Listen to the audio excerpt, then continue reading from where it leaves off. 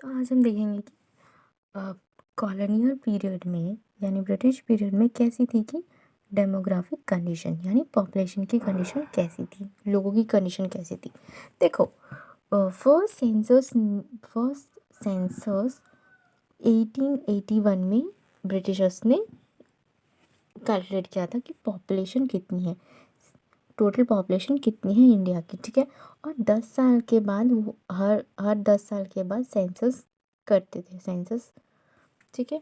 1921 से पहले और 1921 के बाद पॉपुलेशन में एक बहुत बड़ा चेंज आया। पहले 1921 के पहले क्या था, जो बर्थ रेट और डेथ रेट सेम थी, पॉपुलेशन कुछ ज़्यादा मूव नहीं होती, स्टैग्नेंट है, एकदम रुक सी गई थी। लेकिन आफ्टर 1921 के बाद ना ग्रेट डिवाइड आया, जिसके अंदर पॉपुलेशन ना बढ़ रही थी, मतलब कंटिन्यूसली इंक्रीज हो रही थी। तो इसीलिए इसे ग्रेट डिवाइड कहते हैं, ठीक है। तो अब देखते हैं कि कंडीशन कैसी थी, ठीक है, ड्यूरिंग कॉलोनियल पीरियड, ठीक है।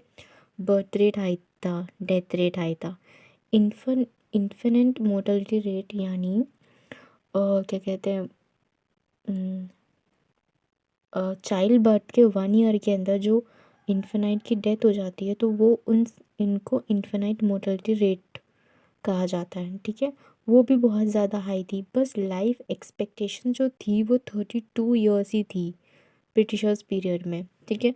और लिटरेसी रेट 16 to 70% था टोटल, और फीमेल लिटरेसी रेट थी 6%। और कोई ज़्यादा क्या कहते हैं हॉस्पिटल मेडिकल फैसिलिटीज़ तो बिल्कुल भी नहीं था, ठीक है। तो ये था demographic condition of Indian economy on the eve of independence. तो आप देखेंगे कि occupational structure of the colonial period कैसा था, ठीक है।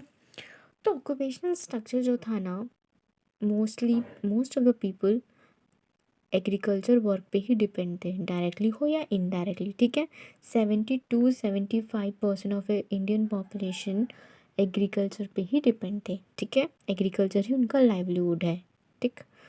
इंडिया आज भी एक एग्रेरियन इकोनॉमी है, ठीक है, यानी ज़्यादा एग्रीकल्चर पे डिपेंडेंट है, ज़्यादा लोग एग्रीकल्चर में काम करते हैं, एग्रीकल्चर सेक्टर में। तो इसमें क्या हुआ कि उड़ीसा, राजस्थान, पंजाब में इस एरियाज़ में ज़्यादा एग्रीकल्चर का डेवलपमेंट होने लगा, ज़्यादा लोग इस एरिया में ज़्यादा एग्रीकल्चर पे ध्यान देने लगे, ठीक है। और मैन्युफैक्चरिंग सेक्टर ना 10 to 25% लोग ही काम करते थे। सो तमिलनाडु, आंध्र प्रदेश, केरला, कर्नाटका, मुंबई, इसमें क्या हो गया कि इधर ना ज़्यादा मैन्युफैक्चरिंग हब बनने लगा, मैन्युफैक्चर सेक्टर में लोग ज़्यादा काम करने लगे, ठीक है। पहले उतना नहीं होता था, लेकिन ये सारे एरियाज़ मैन्युफैक्चर में ज़्यादा ध्यान देने लगे। और सर्विस सेक्टर 1 to 5% लोग काम करते थे, ज़्यादा सर्विस सेक्टर में कोई काम नहीं करता था। तो ये था occupational structure of Indian economy.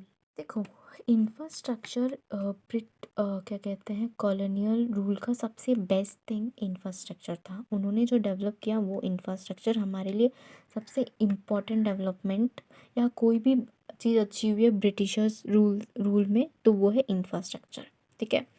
उन्होंने रोड्स बनाए, रेलवेज़ बनाया, पोर्ट्स बनाया, टेलीग्राम पोस्ट, ये सब कुछ उन्होंने इंट्रोड्यूस किया इंडिया में।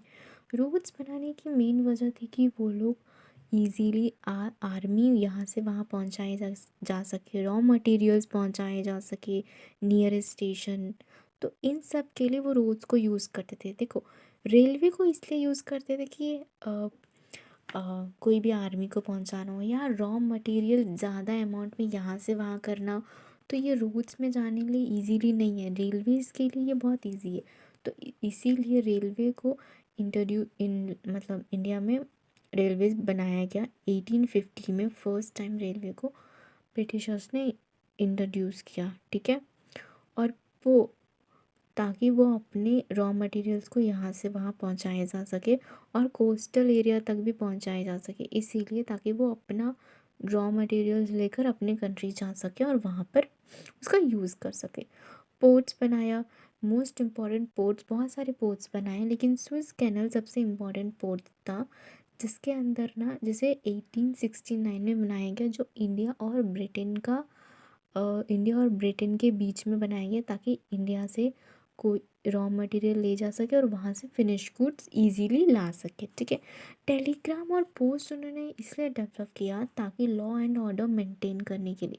देखो, इतने गलत तरीके से वो लोग रूल करेंगे तो रूल्स एंड रेगुलेशंस बहुत सारे तोड़े जा रहे हैं, तो उन रूल्स एंड रेगुलेशन को मेंटेन करने के लिए उन्होंने लॉ एंड ऑर्डर मेंटेन करने के टेलीग्राम और पोस्ट इसीलिए इंट्रोड्यूस करवाया गया ताकि लॉ एंड ऑर्डर को मेंटेन करने में हेल्प हो पाए उन्हें।